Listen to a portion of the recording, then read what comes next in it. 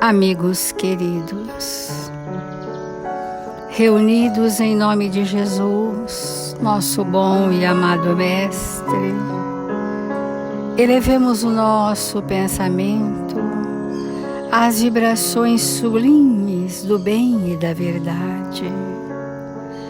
Pacifiquemos os nossos sentimentos para que o entendimento, a compreensão das sábias leis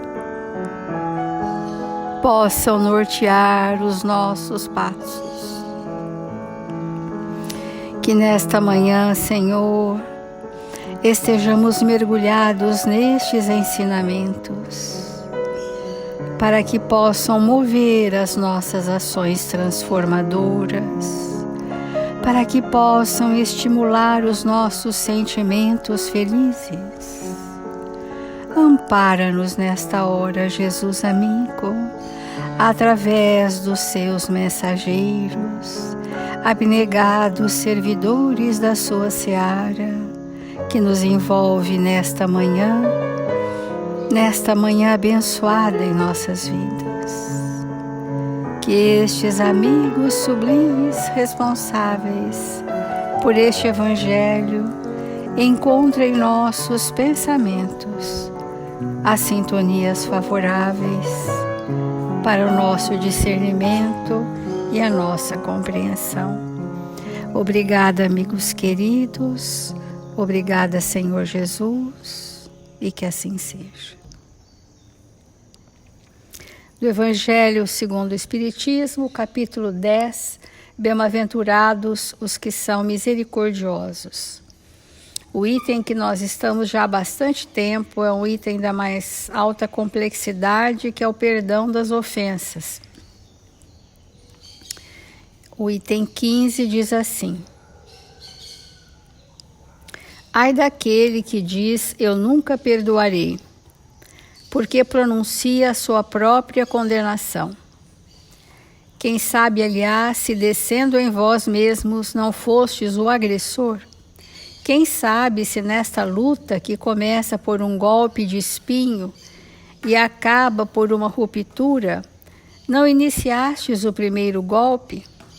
Se uma palavra ofensiva se não vos escapou, se usastes de toda a moderação necessária, sem dúvida, vosso adversário errou em se mostrar muito suscetível, mas é para vós uma razão para serdes indulgentes e de não merecer a censura que lhe endereçais. A gente tem falado já há algumas semanas que quando nós nos recusamos, jamais perdoarei, nós estamos trazendo para nós uma vinculação ao mal que há em nós. Por isso que o Evangelho disse: porque quem a pronuncia, pronuncia sua própria condenação. Então nós ficamos vinculados, muitas vezes por uma existência inteira ou várias existências, a essa recusa do perdão, significando dizer que aquela pessoa será sempre o meu algoz, será sempre o meu opositor, será sempre o meu agressor. E a gente não entende, o Evangelho quer nos fazer entender que nós é que promovemos estímulos para que as pessoas nos ofendam, nos agridem. E nos agridem, nos ofendem, porque encontram dentro de nós receptividade para esse tipo de ação. Por isso que sem a ausência, ou com a ausência da indulgência, com a ausência da compreensão, nós não perdoaremos. Nós vamos deixar para lá, mas isso não é perdão. Deixar para lá sem reconciliação significa que eu estou preso nesta pessoa, no mal que nos vincula. E se eu tiver mais do que 2, 3 ou 5 pessoas com as quais eu me incompatibilizo, eu estou numa teia de vinculações doentes, porque no planejamento reencarnatório ninguém pode ser deixado de lado. Todos aqueles que cruzaram o nosso caminho têm um significado na nossa vida. E a existência é para que haja uma reconciliação. Por isso que o capítulo do perdão, ou a literatura sobre o perdão na doutrina espírita é vasta. Porque é o objetivo maior das existências na Terra, reconciliar com seus adversários.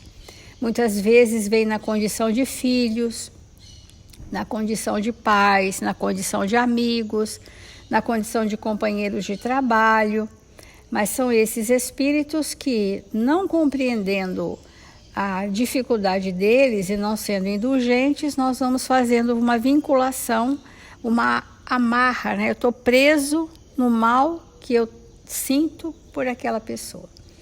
Aí algumas pessoas me dizem, não, mas eu não sinto mais nada, mas não quero aprender a amar aquela pessoa. Então, sente, né? Ainda sente, né? Não existe o não sentir nada. Ou a gente sente um bem, ou a gente sente o mal. Então, sem dúvida, vosso adversário errou em se mostrar muito suscetível, mas é para vós uma razão para serdes indulgentes e de não merecer a censura que lhe endereçais. Então nós vamos continuar hoje refletindo, porque é o que a doutrina espírita nos conduz ao entendimento de quem é o outro que me ofendeu, ou adversário ou inimigo, e o que eu trago comigo de doente nas minhas emoções que me predispõe a ser sempre uma pessoa magoada, melindrada, suscetível, né? Que o seu humor muda a qualquer contrariedade. É isso que nós estamos vendo aqui.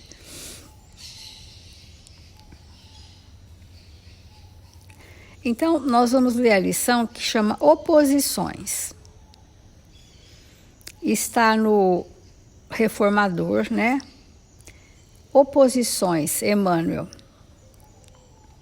Imperioso, modifiques a própria conceituação em torno do adversário, a fim de que se te apague da mente, em definitivo, o fogo da aversão. Porque tem muitas pessoas que têm muita dificuldade de gostar dos outros em geral. Ah, aquela pessoa eu não gosto, aquela isso, aquela outra. Tem sempre senões, né? Então, o que Emmanuel sugere é que nós precisamos mudar a interpretação que nós fazemos do adversário, a própria conceituação, a fim de que apague da mente, em definitivo, o fogo da aversão. Isso porque o suposto ofensor pode ser alguém que age sob a compulsão de grave processo obsessivo. A gente, na hora que está na discórdia, né, no desentendimento, não avalia o quanto nós não estamos sozinhos. Porque qualquer emoção de incompatibilidade, nós angariamos um processo obsessivo de inúmeros espíritos que se associam com a nossa frequência vibratória e fazem de nós um pasto de alimento para as suas emoções doentes, fomentando em nós a discórdia, o desentendimento, aborrecimentos, as oscilações de humor súbitas, né? Então, o ofensor pode ser alguém assim. Pode ser alguém também que se encontra sob o guante da enfermidade e, por isso, inabilitado a comportar-se corretamente. Esse olhar que nós temos que desenvolver para o outro, para compreender o outro, precisa transcender aos nossos caprichos pessoais, aos nossos pontos de vista enganosos, porque aquela pessoa pode estar sob uma injunção de enfermidade. E quando uma pessoa está enferma, muitas vezes ela não sabendo agir, ela se contraria, ela se revolta. Pode ser alguém que experimenta deploráveis enganos e se acomoda na insensatez. Então, os nossos ofensores, os nossos desafetos, podem ser pessoas que estão no momento de crise e fizeram escolhas deploráveis, das quais não podemos compactuar. E o fato da pessoa seguir um caminho diferente do nosso, ela não precisa se tornar nosso desafeto. Ela pode ser compreendida nas suas escolhas e seguir o seu caminho. E que nenhum de nós encontre motivos para lhe reprovar o desajuste, porquanto nós todos somos ainda suscetíveis de incorrer em falhas lamentáveis. Porque agora o Emmanuel falou de como pode ser o perfil daquele que nos ofendem, ou nos contrariam, ou nos agridem. Mas vamos aos nossos traços de dificuldade, né? Então, nós podemos ser aqueles suscetíveis de incorrer em falhas lamentáveis, como sejam cair sob a influência perturbadora de criaturas a quem dediquemos afeição sem o necessário equilíbrio.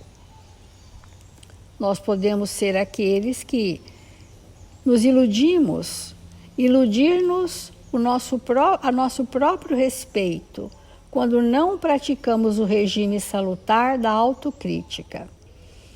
A gente tem falado aqui todas as semanas, praticamente, sobre o quanto a crítica, sermos críticos, sermos espíritos julgadores, nos faz desestruturados emocionalmente, porque é com essa lente que eu me vejo. É com essa lente que eu vejo o outro, e a indulgência, a compreensão extremada do tempo do outro desaparece de nós. E isso forma os relacionamentos patológicos, né? Porque estamos sempre achando que nós temos algumas razões, motivos, que na verdade não existem motivos. Nós podemos entrar, diz Emmanuel, em calamitoso desequilíbrio por efeito de capricho momentâneo. Assumir atitudes menos felizes por deficiência de evolução à frente de companheiros em posição mais elevada que a nossa. Em síntese, para sermos desculpados, é preciso desculpar. Quando nós pedimos, né, perdoai as nossas dívidas, assim como perdoamos os nossos devedores, significa que eu preciso perdoar os meus desafetos para que eu me sinta perdoado. Essa é a dinâmica mais importante do perdão. Eu primeiro preciso perdoar. Por isso que Jesus disse, né? Vá primeiro reconciliar-se com o seu adversário. E então, é esse o auto-perdão. Porque enquanto nós não entendermos que ambas as partes do litígio há comprometimento, que nós não somos donos da razão e nem somos as pessoas equilibradas e nem o outro tampouco, nós podemos ter uma temperança de atitudes, de nos percebermos através do outro.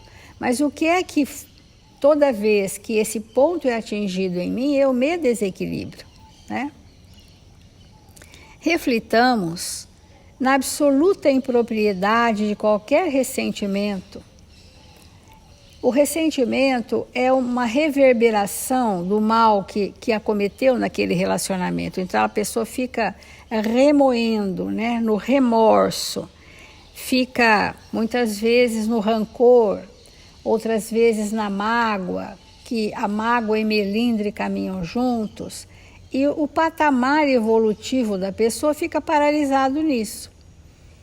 Então, o mestre, na essência, não nos impelia tão só a beneficiar os que nos firam, mas igualmente a proteger a sanidade mental do grupo em que fomos chamados a atuar e servir, imunizando os companheiros relativamente ao contágio da mágoa e frustrando a epidemia da queixa, sustentando a tranquilidade e a confiança dos outros, tanto no amparo a eles quanto a nós mesmos, né?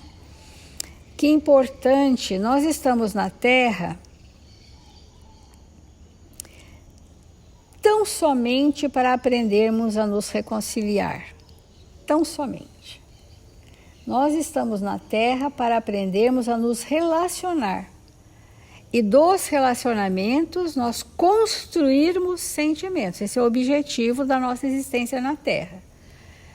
O objetivo de ampliar a inteligência, isso se fará naturalmente. O objetivo da descoberta do mundo, isso se fará naturalmente porque somos espíritos inteligentes. Mas a finalidade útil do progresso do espírito está em construir sentimentos nos relacionamentos. O que nos impede é que somos cegos para o que somos, para quem somos. E essa cegueira é porque temos uma mácula, um tampão dessas iniquidades, que começa na crítica, na intolerância, no julgamento, de nós termos a prepotência de achar que somos melhores em alguma coisa. E quanto mais nós achamos que somos melhores, mais nós vamos recebendo da vida choques vibratórios para nos mostrar que não é assim.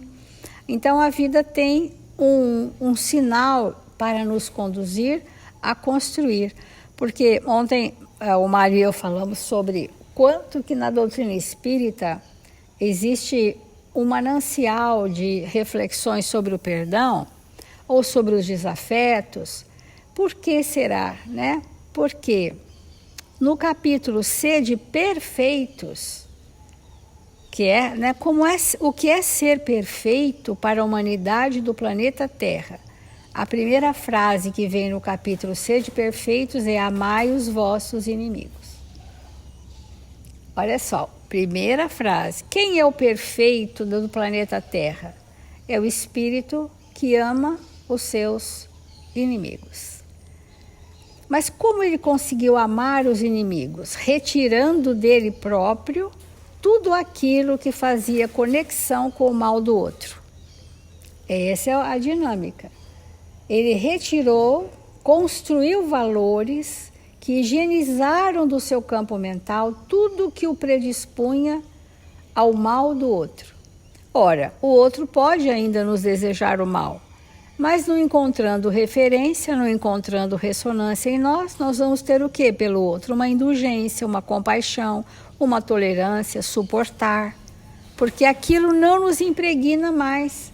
Não tem dentro de nós referência daquele mal.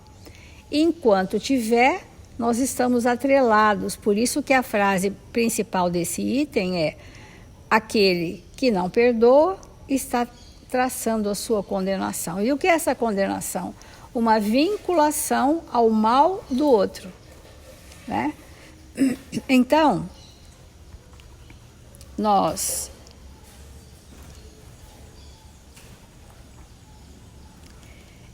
o malfeitor no cárcere, ou em cumprimento da pena que lhe foi condenada, é semelhante ao enfermo no hospital, ou em tratamento adequado, requerendo compreensão e apoio fraterno.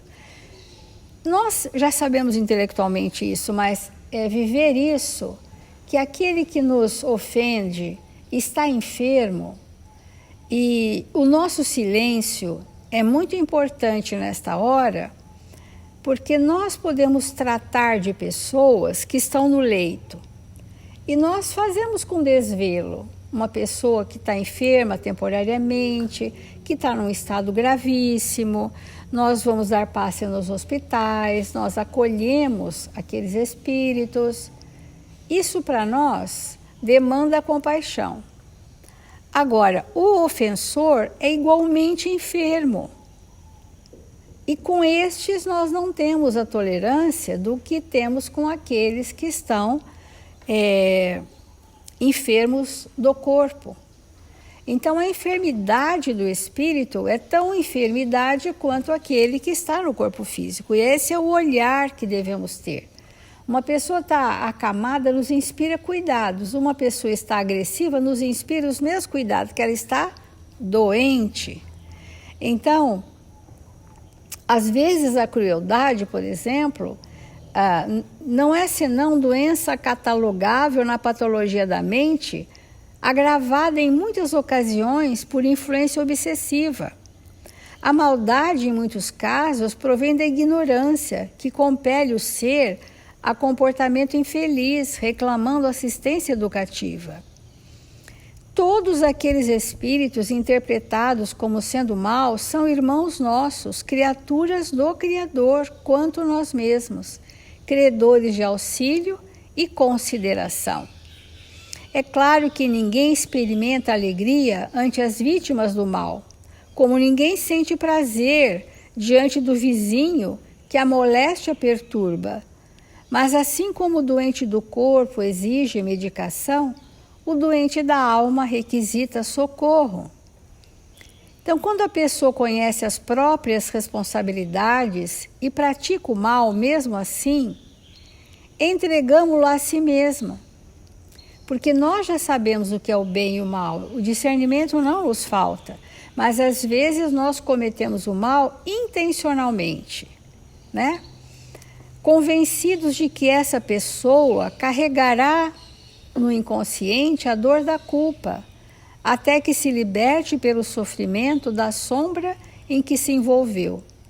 Situemo-nos em lugar dos nossos irmãos caídos e verificaremos que eles precisam muito mais de assistência do que de censura, do que de crítica, do que julgamento. Então, nós vamos chegando no término da nossa encarnação para saber quantos desafetos nós deixamos para trás, que nós vamos precisar voltar com cada um até aprender a amar. É lei. Isso não é uma escolha, é uma lei divina. E quanto mais nós pusermos o nosso exercício evolutivo nessa reconciliação com os desafetos, mais libertos seremos, menos subjugados a mentes infelizes, né? Porque os espíritos que nos perturbam, não nos perturbam porque somos muito bonzinhos e não querem que sejamos bons. Não, não é verdade isso. Eu estou fazendo um trabalho tão bom que os espíritos não querem que eu faça. Eles podem fazer uma força contrária que não nos perturba.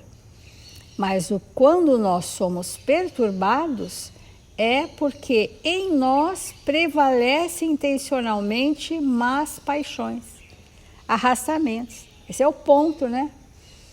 Então, nesses processos aqui que nós estamos lendo do perdão, não existe nenhum relacionamento onde haja o desafeto que não haja interferência espiritual. Porque, como a gente falou, é o veículo que eu fomento esses espíritos que ao longo da minha existência são aqueles que agem em mim naquilo que não está pronto.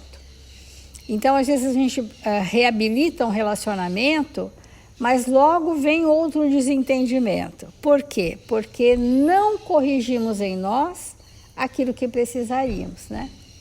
Porque se nós fôssemos pensar em desafeto, sendo aqueles que não nos contrariam, nós precisaríamos viver sozinhos, né? Porque as pessoas contrariam umas outras. E essa contrariedade é a verificação do quanto nós estamos ou não prontos para respeitar o outro, para entender o tempo evolutivo do outro, para sermos indulgentes com as imperfeições alheias e bastante rigorosos com as nossas imperfeições. Então, nós vamos fazer a prece para encerrarmos.